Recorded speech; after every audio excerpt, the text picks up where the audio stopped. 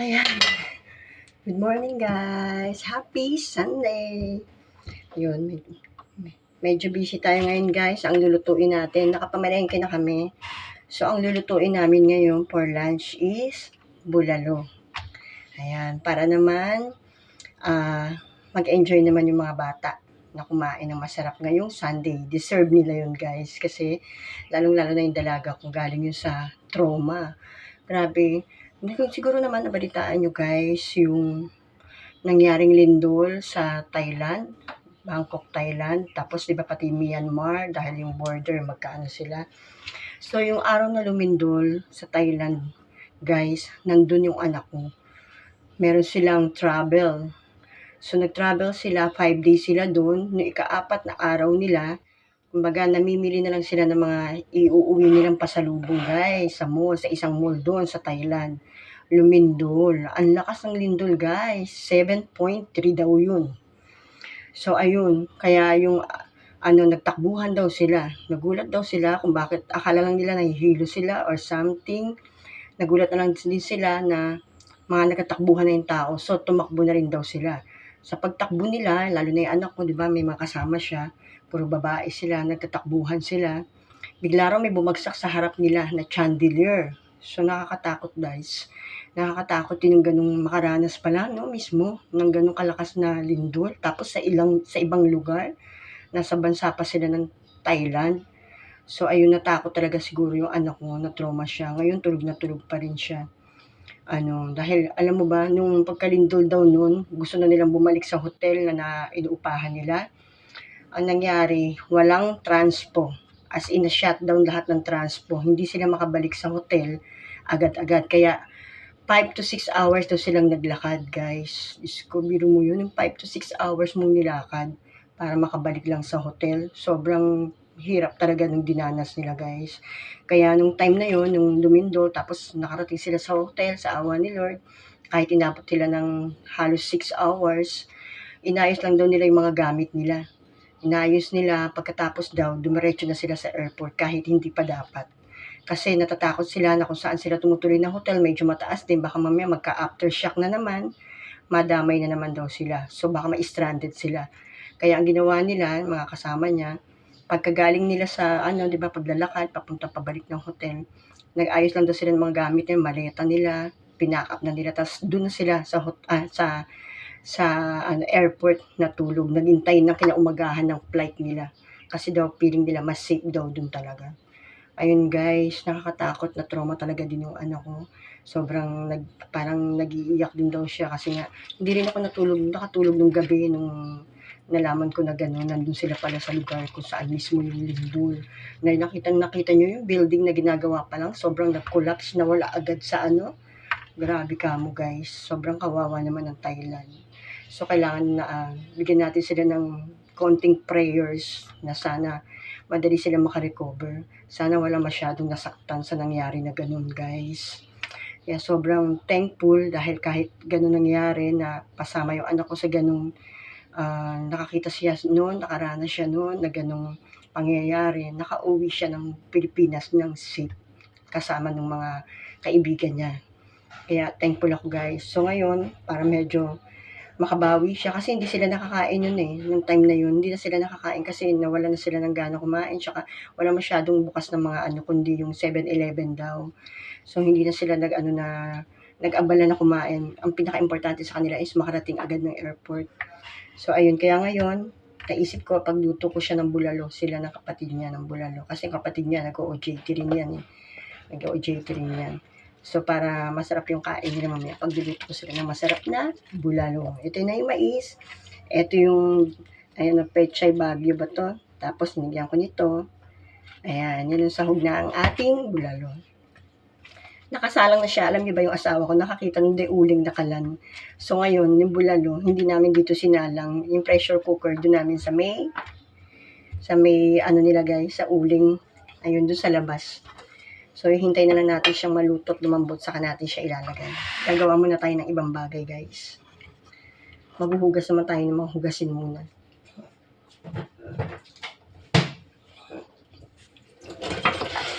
Ayan, ako, guys. Good morning.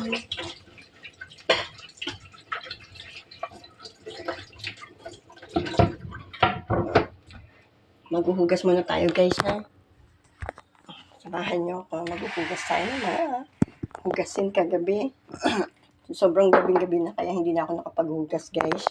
Kasi may nag-rent kagabi sa resort. So alas 12 pasado na natapos yung ano. Kaya parang alam ba yung pagod na pagod ako. Kaya eto meron siyang mga pinaglagyan lang naman ng cakes. Pinaglagyan ng cakes kasi binigyan nila ako ng cakes. So ito lang naman ang hugasan ko. Tsaka yung ngayong umaga.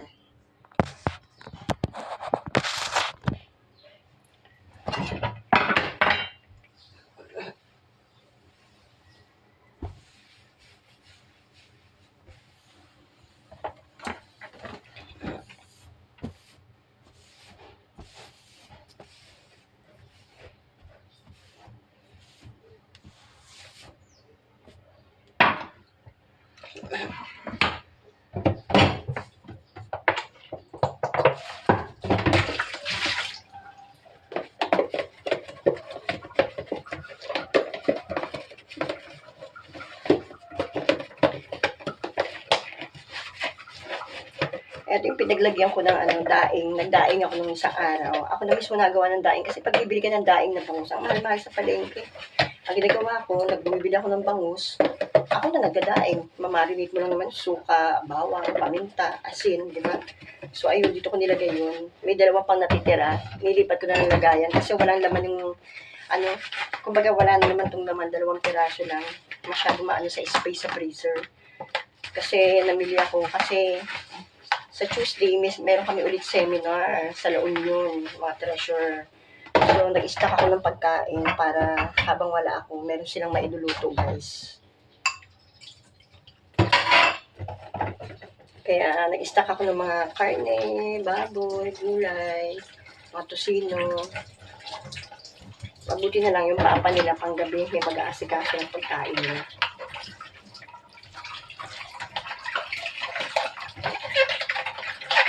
Kagabi, yung nag-celebrate dito ng birthday, yung inaanak ko sa kasal.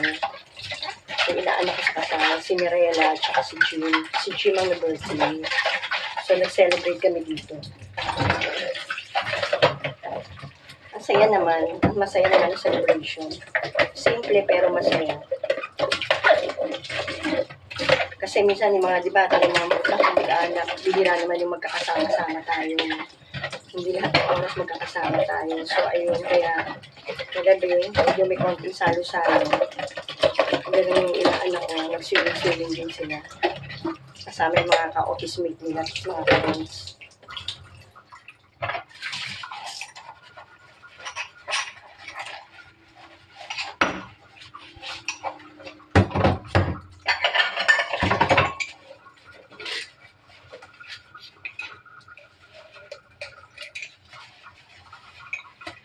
Kagabi kasi 12 na kami natapos. So sabi ko kay Brian, ligpit lang muna yung iba, bukas na natin ituloy kasi anong oras na. Pero andito naman siya mamaya. 8 o'clock nandito na yun.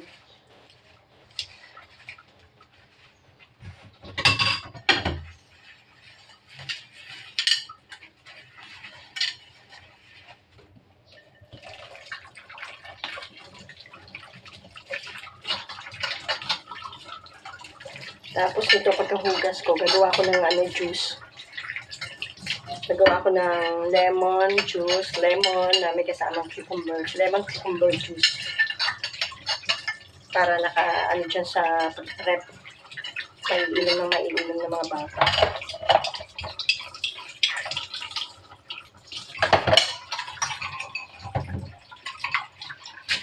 Kaysa bumibili pa sila, diba? Yung asawa ko kasi bili ng lemon na may cucumber juice. Kaya namang gumawa. So, ba't pabibili? Ang ginawa ko, bumili ako ng lemon sa cucumber. Tapos, pinapatakan ko rin yun na pinipigaan ko siya ng kahit yung isang pitchel na ganito. Gata kasi yun, guys. Yung ganitong pitchel. Yan, may ice na yan, may ice. Lalagyan ko na lang siya na yung lemon mamaya, papakita ko sa inyo, ay slice ko. Tapos yung cucumber, kinakayod ko siya. Wala na ako nabiling pang So, gano'n na ginagawa ko.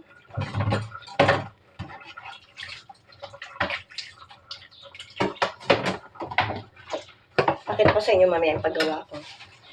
Timplahan ko yan para refreshing na maiinom nila.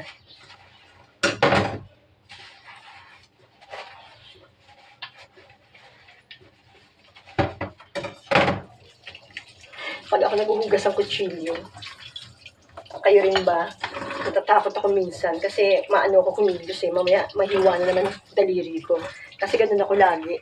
Hindi ko napapansin yung pagkuskus ko ng Scotch Brite.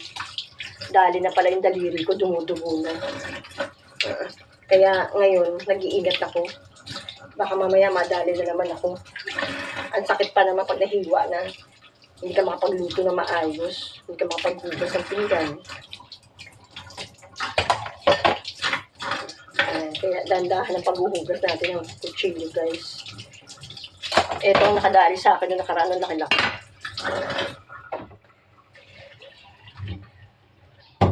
Pag dampot ko ba naman eh, yung matalas ang dampot ko. O di ayun, biyak.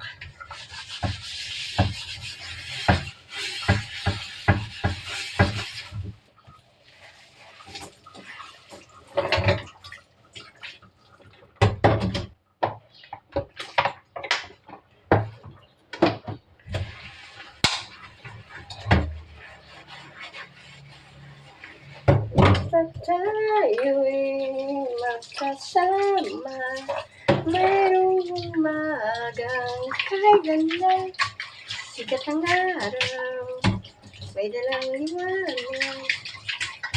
Mahilig kumanta pero walang hilig ang kanta sa akin. Yan. Ayusin muna natin itong ating lavatory.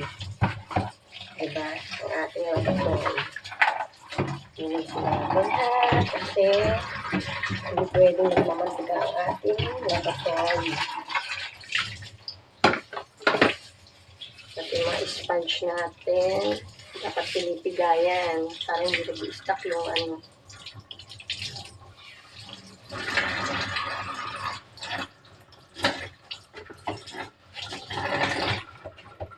Linisin muna natin ito.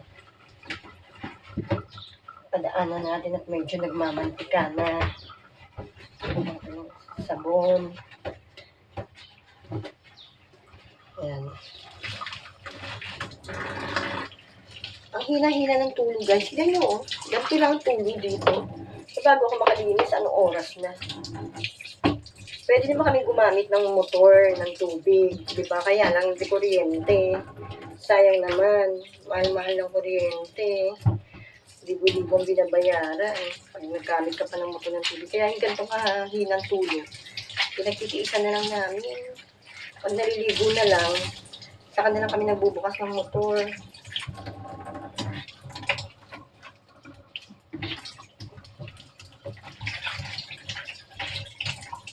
Ang hina ng tubig dito sa amin, sa Maynila.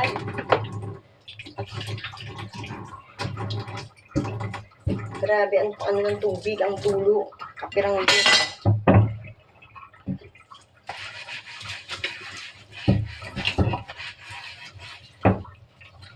Tignan mo, oh. 10 years bago ka makanghugas, di ba?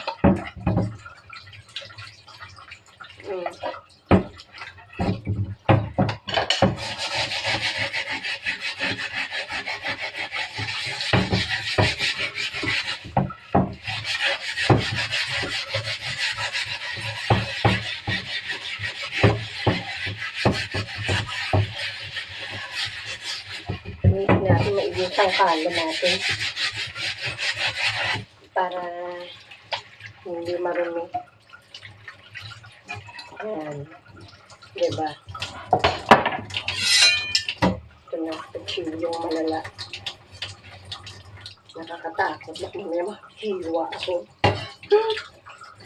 Diba?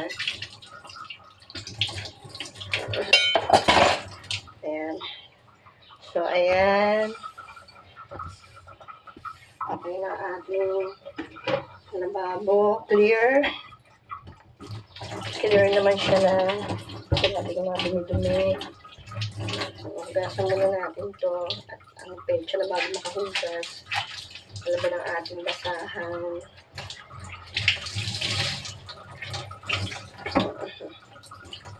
Ayan. Gusto ko malinis ang kusina. Ayan. So, gagawa na tayo yung sinasabi ko sa inyong lemon. Pakita ko sa inyo, guys. So, ayan. Meron ako nito. Iba't ibang klaseng pangkudkud. Diba? Lalagay natin dito sa juice. Ayan. Ito yung lemon. Hiwain natin siya ng manipis. Ayoko nang i-ganon. Iaano ko na lang siya. Hiwain ko na lang. Ito lang manipis na kutsilyo. Tanggalin muna natin itong kabilaan. Tapon natin at hindi naman yung masyadong ilalagay natin siya dito, guys. Sa pinaka-juice. Babasan muna natin ang dami ng tubig. Ayan. Kasi umapaw. Huwain natin ito ng maninipis lang.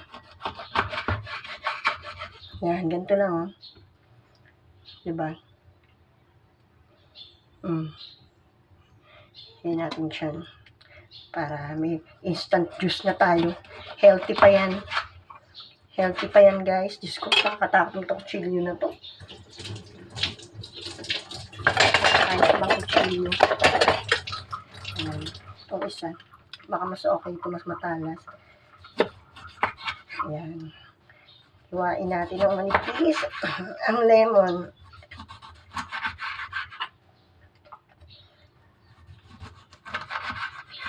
Okay lang na manipis na manipis.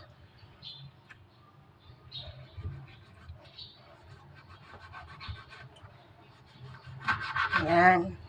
So, okay na. Ito na, guys, lagay natin siya dito sa pichel. Ayan. Tapos, itong cucumber, huwain ulit natin. Hugasan muna natin. Malinis na ito, pero hugasan natin ulit. So, iaano natin siya dito.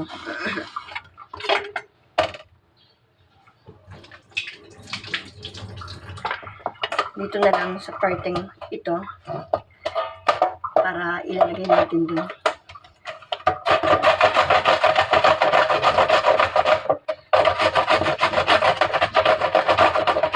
Para talaga katas na katas siya. Maghapon yun naman iinumin ko, guys. Yung ganito, maghapon naman iinumin. Pwede mo siya ulit lagyan ng tubig. Hanggang may lasa pa.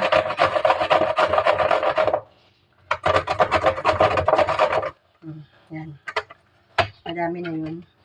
Huwain natin yung para alisin natin yung nakudkud na. Lagay natin. So, ayan na ganito yung tsura,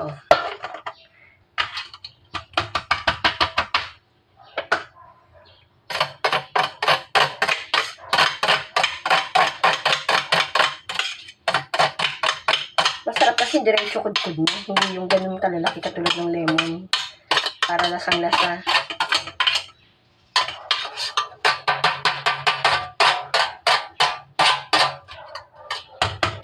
Ayun. Ito na siya, Ayan. Tingin ka namin. Lagay natin dito ngayon sa kitchen. Lagay natin.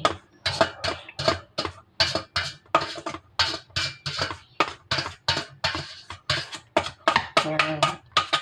So, ayun na siya. Ayan na yun, diba? Ayan na siya, diba? Lasang-lasa na yan. Juice na siya. Kasi doon sa Moralia, sa PN, yung food park, nagtitinda sila ng ganito.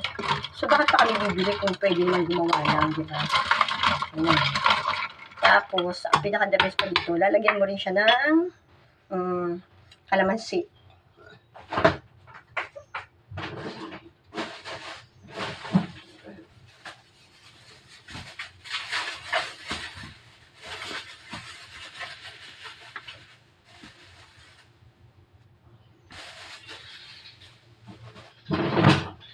Ayan. Lalagyan ko pa siya ng 4 pieces na kalamansi.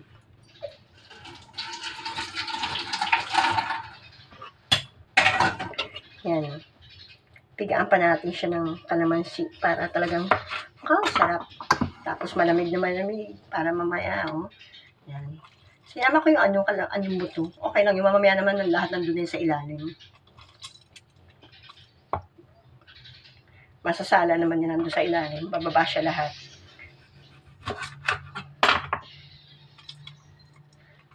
Sarap nito. Tapos lalagyan mo siya ng kung gusto nyo honey or asukal. Asukal na puti. Ngayon, itatry ko yung honey. Kahapon nilagay ko is sugar. Ngayon, tatry natin yung honey, ha, guys. Yan, ang sarap. Yan.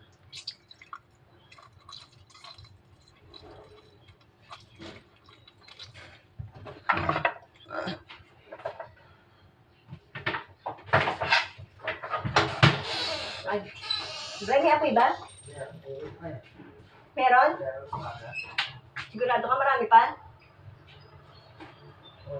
Lagay mo nga yan muna, baga yan. Ang uling. Andyan si Brian, dumating na. So, teka ha, hugasan muna natin itong kutsilyo. At yung ang kalang. Pwede natin tapusin ito. Ha? Mahawakan ba yun? Ay, mahawakan. Eto, buong pa mo.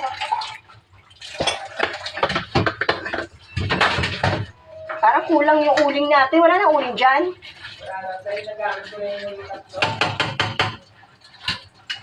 Grabe yung mahal ang uling ngayon, guys. 60 pesos. 2 supot na maliit lang. Oo, kamilaan. Yung handle. Hawakan mo.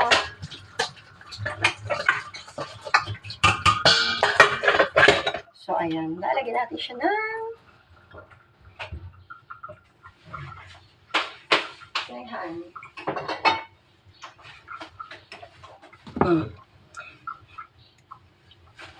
Pure honey. May nagbigay lang sa akin itong honey. Si Kuya Romel. Binigyan ako ng honey.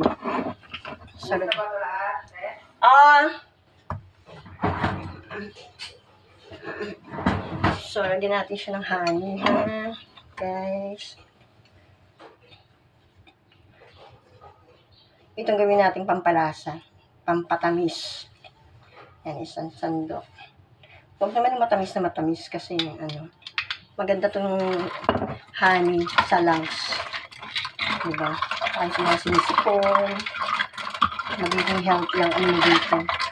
Ayan, tignan mo, refreshing, diba? Ayan. Yung ba tawag niyan? Yung lemon, pwede nilitid ko rin ng ganun. Pero ako kasi gano'n na lang ginawa ko. Matagal pa yung pakudkud-kud eh. Ayan, diba? Sarap eh. Ayan. Kaya ang ginamit ko para ang hali dito. Kaya lang, si honey tumigas. Ayan. Kaya kahapon sugar ang nilagay ko eh. Diba? Ayan. Ayan na lang natin. Matutunaw din yan. Sarap na ito. Diba?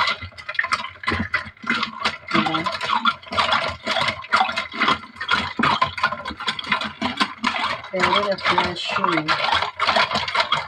Ito muna natin. Lalagyan natin ng tubig na inalis natin kanina. Kasi kulang to sa tubig.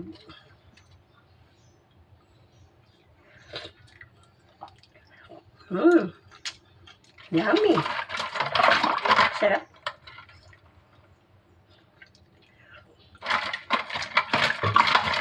Yan, nice.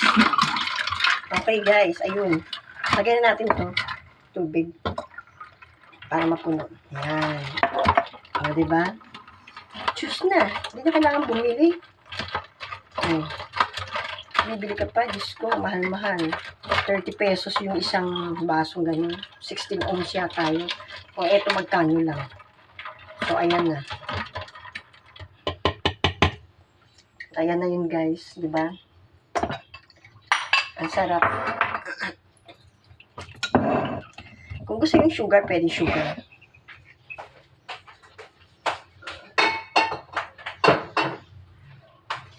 So, ito na yung ating finished product. Alisin natin itong ano ba. Refreshing. Ayan. Cucumber, lemon, and calamansi. Oh, ready na ito para mamaya. Kung sino man yung gustong uminom habang sobrang init ang panahon, sakto-sakto to guys. Lagay ko na ulit sa rep.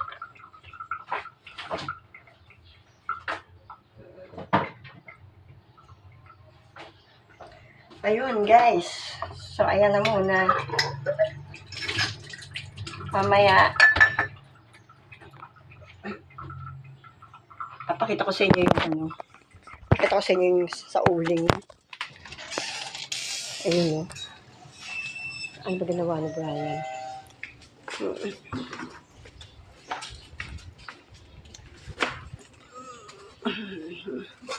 Ayan.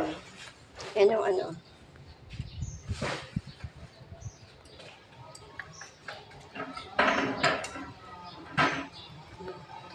Oh, pressure cooker natin. Ha? Tayo natin. Pero parang hindi pa rin nakulo ito. Dalawang supot na uling na malalaki na. Ayan. So, ayan guys. Matagal pa yan. Hindi ko na iintaying matapos nyo para makita nyo mamaya. Sa ngayon, yan na lang muna guys. Thank you for watching. And please subscribe. God bless us all.